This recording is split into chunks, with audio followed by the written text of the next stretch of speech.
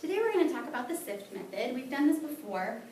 Does anyone remember what the SIFT method stands for? Symbolism, imagery, figurative language, tone, and theme. Very good. Okay, so under figurative language, which is the one I really want to talk about today, there are some definitions on your sheet. And I want to talk about metaphor, simile, hyperbole, repetition, and alliteration. So what I want you to do is take out a piece of paper, it can be a scrap piece of paper, and a writing utensil.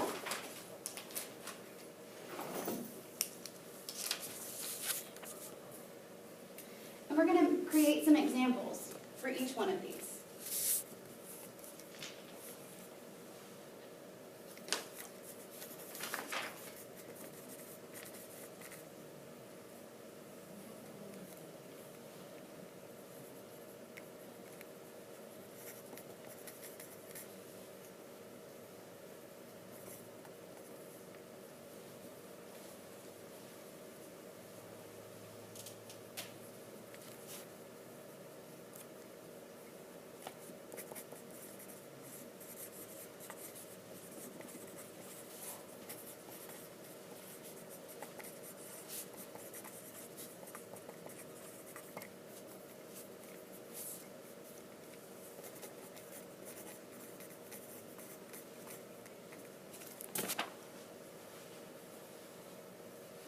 How we doing? Good, I'm getting there. Yeah, I'm getting there, but repetition is what's throwing me.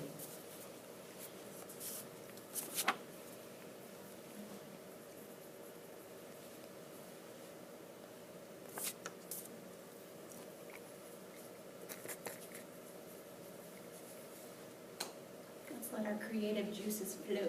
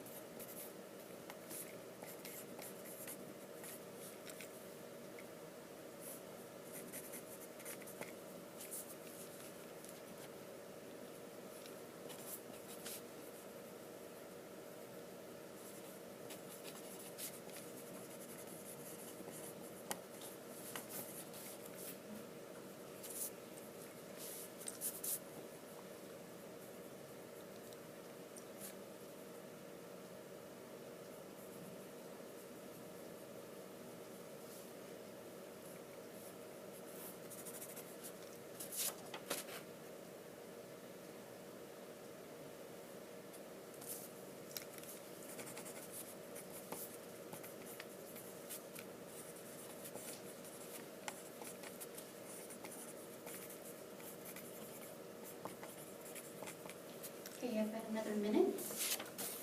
And finish up your thoughts.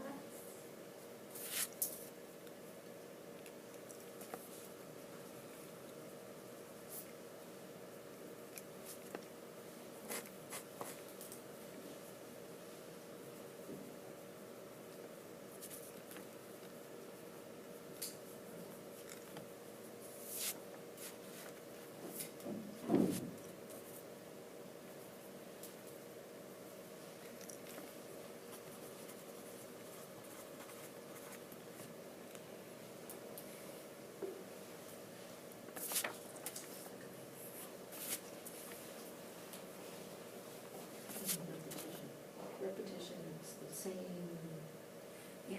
that I'm using. Kind of like the use one.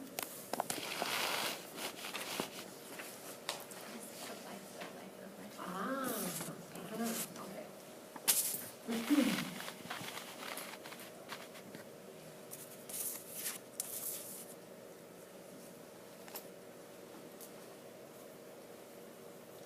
All right, let's go ahead and focus back up here.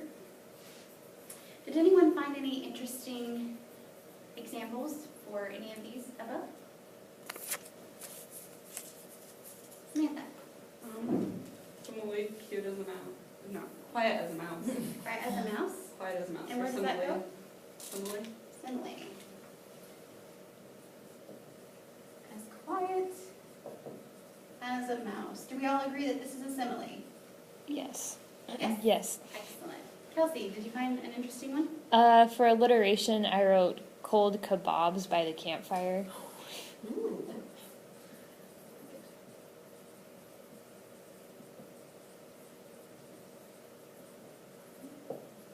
Very good.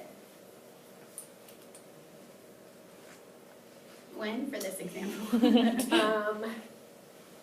I wrote for metaphor, I wrote The Tartarus of Maids, which is a short story by, I believe it's by Melville, and it's like hell was Tartarus. And it's about women having, the lives that women led. In that time period, it was like hell for many of them. Wow. And that was for metaphors. Yes. Of maids. Yes. Is that right? Mm-hmm.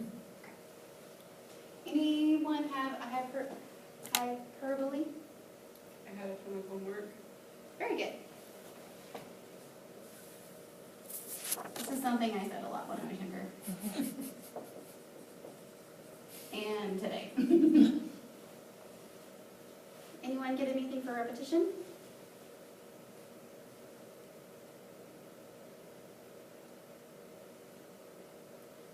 Okay. I'll use he breathed, breathed, breathed.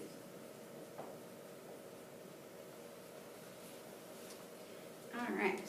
So since we were talking about all of these things, it's important to know where they fit in the SIFT method. They actually fit where? Where do we think they fit? Figurative language. Figurative language. Great job, Kelsey. All right. So I'm going to give you guys a chance to apply some of this knowledge about figurative language, but also symbolism, imagery, tone, and theme to Langston Hughes' poem. Okay? So go ahead and take that out.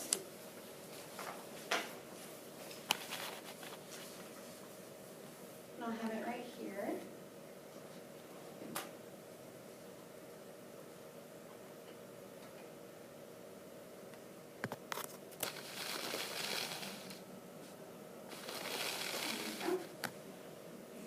Okay, so what I want you to ultimately be able to do is use this method as a tool. So anytime you are in contact with any kind of work of literature, may it be a poem, a short story, even a short section of a long, long book, you can use this as a tool and critically think about the literature. Okay, so we're going to do the first one together. We're going to do the S, and the S stands for everybody. Symbolism. Excellent. Okay, and on your cheat sheet, what does symbolism mean? An object, person, or place that has meaning within itself but stands for something else in the context of the work. Very good. So what we're going to do is read through the poem, and we're going to keep a lookout for that. Okay, are you ready? Who would like to read the poem? Thanks, Sam. In time of a silver rain, the earth puts forth new life again. Green grasses grow and flowers lift their heads. And over all the plain, the wonder spreads of life, of life, of life. In time of silver rain, the butterflies lift silken wings to catch a rainbow cry. And trees put forth new leaves to sing in joy beneath the sky. As down the roadway, passing boys and girls go singing too. In time of silver rain, when spring and life are new. Very good. All right, so immediately, does anyone see any kind of symbolism in this poem?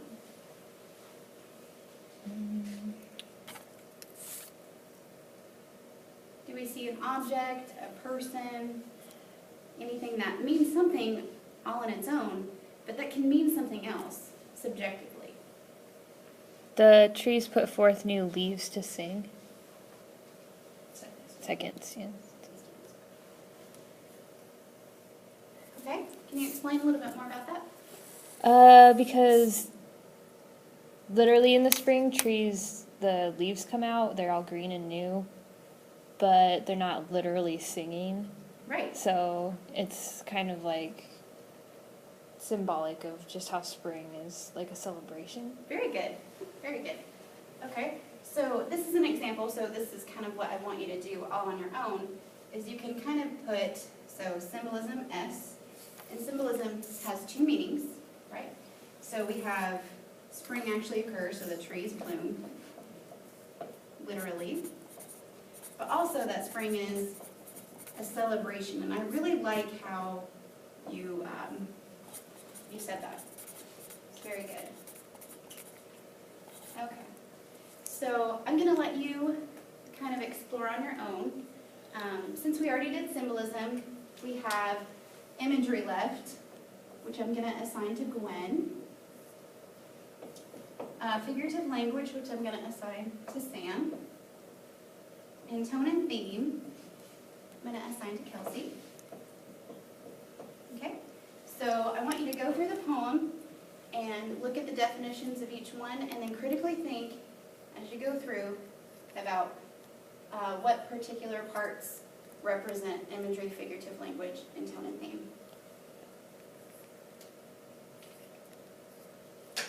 I'll give you a few minutes to do that.